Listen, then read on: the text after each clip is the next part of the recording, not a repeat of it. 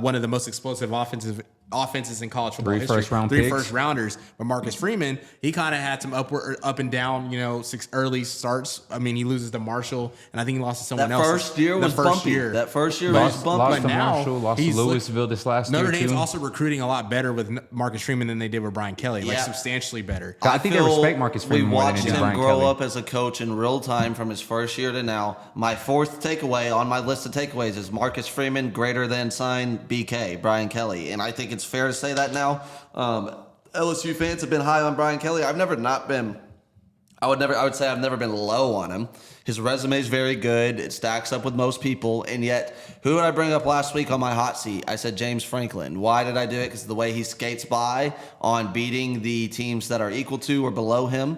And he can't rise to the level of the top competition when he plays it. Same with Brian Kelly. He turned Notre Dame around. He gets a lot of credit for that. What he did at Cincinnati's good. What he's done everywhere he's been. He's won everywhere he's been. Doesn't have a conference championship. I understand Notre Dame never played in the conference, so you get by on that. What happened every time he played an SEC team? Got blown out of the water. He gets to the LSU the first year. He's gotten by on, he went to the SEC championship in year one. Well, each year now, he's in one of the hottest talented areas in the country as far as a small radius area producing insane amounts of NFL football players. There's nothing better than what's in his backyard. Those kids are raised religiously on LSU to go to LSU. In fact, when they don't, it pisses their parents off publicly, and they don't agree with it.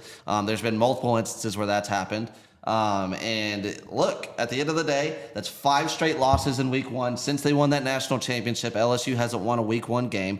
3 straight with Brian Kelly. It's not like they got blown out. And on my show, I gave them credit, and I was like, let's not act like LSU looked terrible. Let's not act like they didn't lose to what looks like a very good football team.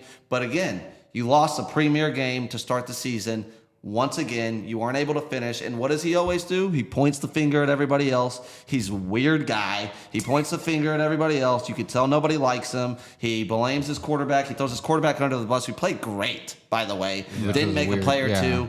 That's ridiculous to say that. Talking about they can't finish, they can't do this, they can't do that. Well, you had 6 months to get ready, just like USC did. Well, can't finish, and that's literally on coaching. Yes. That is on coaching. And the play calling was just abysmal. I mean, that was, sorry to cut you off, but that was the thing with Sark, or his first year, we couldn't finish. We're in so many games, and that's on coaching. And then you go to year 2, year 3, some different coaches come in, blah, blah, blah. Yep. In Notre Dame, their fan base, their reporters, it seems like they're relieved and they're happy. Marcus Freeman, his energy, his style, he looks like he was born to be the Notre Dame coach. Like every single thing about him is he looks good in the colors. With the players, he understands the culture in Notre Dame. I think he played his football in Ohio growing up, so he's kind of a northern guy. He went to Ohio State. He went to Ohio. That's right. He looks younger now than he did when he played at Ohio State. Yeah. Right. So my question is it fair to rank him over Brian Kelly?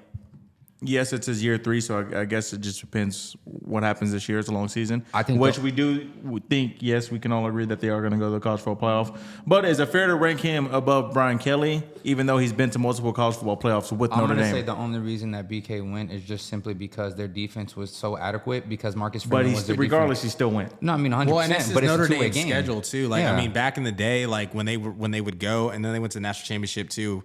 Like 2010 or 11 when they had Manti Te'o. When they played Bama. Yeah, but the schedule with Notre Dame, they would usually have this A&M game this, and obviously USC, but USC had been down for the last decade, where they would just say, okay, you beat this one team, you beat USC, you're probably going to be an undefeated team, and you're going to be that bubble team usually. And Notre Dame is such a big brand in college football. It's like they're going to automatically get the benefit of the doubt. We're going to put them in the playoff because 1,000,000%. It's Notre Dame. When you think of college football, you think of Notre Dame and the gold helmet. So it's let's put them in the playoff. And I think that was kind of the benefit of why they were able to make it, because I don't really think they were ever a top four team. They got blown out They got blown out every college football playoff or national championship. Yeah. But I'm just saying, at least he made it. They lost to Clemson. They lost to Clemson 3-30, and then they lost to Bama. 3-30 is nuts. Well, they got blown out by Bama, because that was they got blown out by Bama multiple times. Sark blew them out in that last year. Devontae Smith had a bazillion. Was that 2017? So no, they went in 2020. But they also lost 2020. Was a natty. Was COVID. So 2018, they had really good wins. They opened up with number 14 Michigan, beating them. They beat number 7 Stanford, number 24 VT, and number 12 Syracuse. So they had a good year that year, and then they finished it off with the win at USC. They ended up losing first round to Clemson. I think that was the same Clemson team that just had that freshman Trevor Lawrence coming off that phenomenal season. So, I mean, to that point, they were winning big games, right? It's not like they didn't deserve to go that year. They only had one loss, which came in the college football playoffs, right?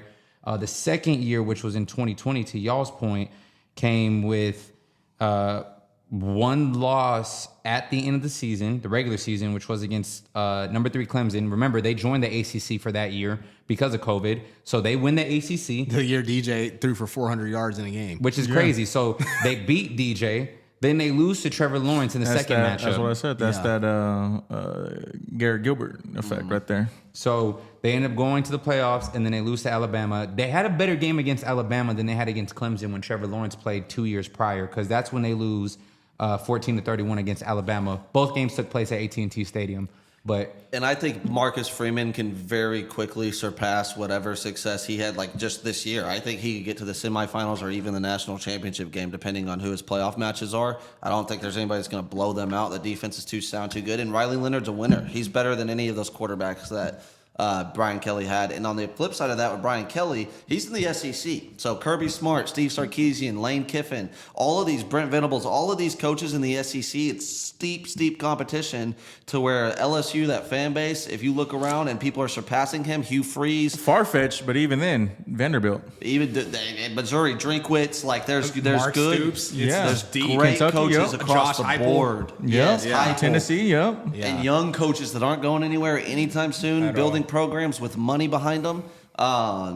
You're LSU, you can't sit on your hands too long because that's a premier job in college football. And if he can't win, somebody will win at LSU. Well, this is definitely a year to see what Brian Kelly would do, because you lose, obviously, the amount of talent you do in the last couple of years. You lose a Heisman-winning quarterback. You lose premier talent, right?